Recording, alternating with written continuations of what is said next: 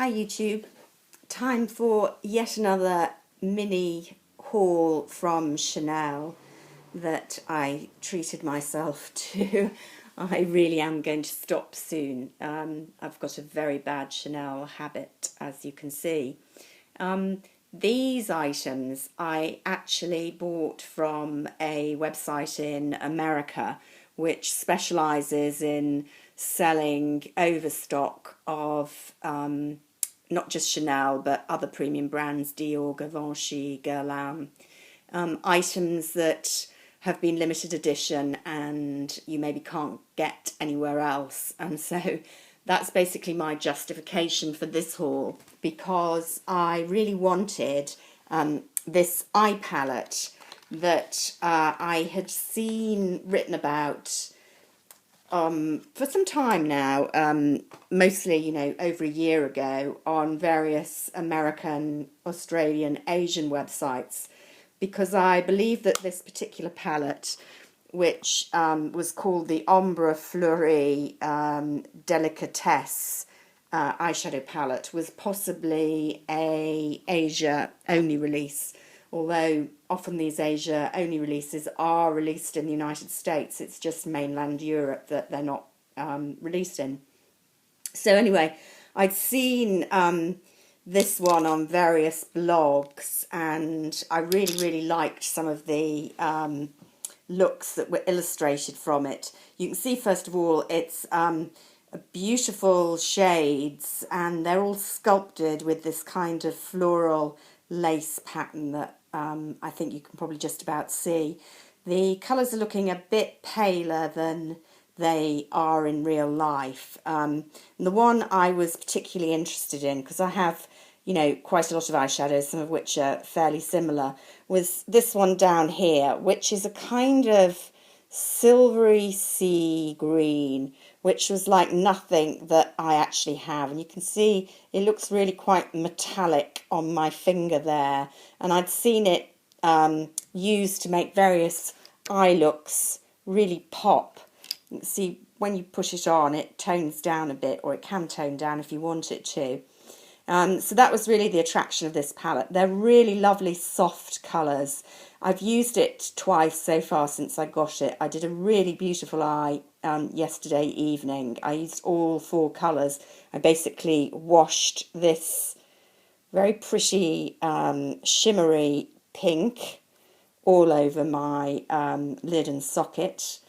And then I used the white, silvery white under the brow bone as a definer, and then a little bit in the socket and outer corner of this plum, which is the most matte of the shades, and shears out, as you can see there, as quite a soft plummy taupe.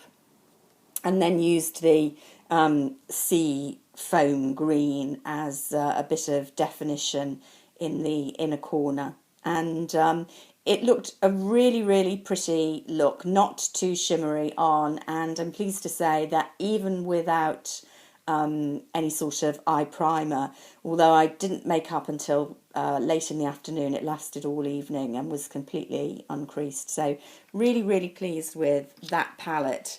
And that was one that you just never could get over here in the UK, and so that got me onto the site, which is called Izzy's, by the way, if you're interested. They have a really good selection. There's definitely a markup, so the items are generally a few dollars, depending on the price initially, more than they were in the States to begin with. And of course, if you're importing, you're paying postage and some customs duties, but even so, they're not over the top. And then while I was on the site, I saw a blush that I had never seen over here, and looking on the internet, I haven't really found very much out about it, so I don't know whether it was ever released in Europe. It's called Candy, and it looked like a really pretty corally pink on the website, and there it is in the pan. Now, I thought it was quite similar to Frivole, which I bought last year when I looked on the website, but actually, as you can see, Frivole is actually looks a lot pinkier. This is closer almost to accent. And of course, it's the American formulation, which they don't bake them the same as they do in Europe. So it's quite soft, and it's actually very peach, very shimmery, quite pigmented when you put it on. Gives a real pop of kind of sandy peach colour. In some ways, more so than Frivole. If I put it on next, you can see it doesn't show up quite as much. It's never as good with fingers, obviously. But it's very, very shimmery, so it's definitely a summer shade. I did wear it the other day. I didn't think it lasted brilliantly. Maybe the formulation doesn't last as well as the baked formulations we get in Europe, but very, very pretty, and so I'm pleased to have got that one. Didn't have anything quite like it. And then I'd also bought over here a grey waterproof eyeliner from the Stilo Year waterproof selection. Now, I have a love-hate relationship with these. The first one that I bought in the colour Beryl over here last year as an inner waterline, instead of white, I thought get, a kind of taupey pink shade. I find it just doesn't apply well at all. It's too hard. So that kind of put me off. That was the first Chanel liner that I bought. But then I bought the grey one a few weeks ago in this year's collection, and it couldn't be more different in terms of being soft and blendable. But most importantly, once you put it on, it absolutely stays. Really, really impressed. So then I wanted some of the colours that I hadn't bought in the past that are sold out over here, and that included from last year's autumn collection, where I went mad for the mascara, as you know, in khaki. This was the pencil in khaki brown, which I didn't go for. It's looking a bit darker on my hand on the monitor than it is a real sort of greeny light brown. A beautifully soft, again, lasts beautifully, so I'm really pleased now that I have picked that up. And then absolutely to go with that palette, and indeed the Illusion d'Ombre that I've just bought from this year's spring collection, which is a plummy colour. This one in sort of purpley plum that I've been wearing quite a lot. It's already worn down a little bit. They have a little sharpener at this end to sharpen them. But what's really great about these is the lasting power. I've bought so many pencils over the years.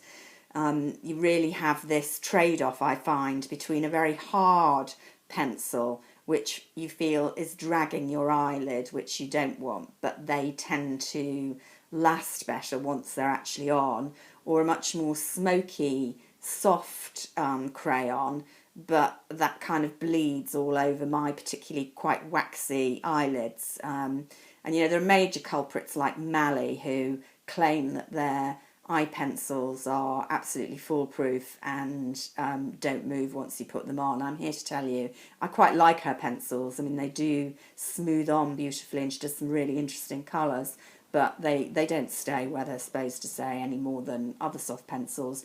But these, I'm here to tell you, apart from this ghastly first one that I got, I'm really pleased with. They are soft and they do stay. So worth looking at. There's obviously a difference in consistency from year to year. So that's my latest Chanel indulgence. Sorry to be burdening you with more and more Chanel, but I think that's probably it for maybe a few weeks until they bring out the summer collection. Let's hope so. Speak to you soon. Bye for now.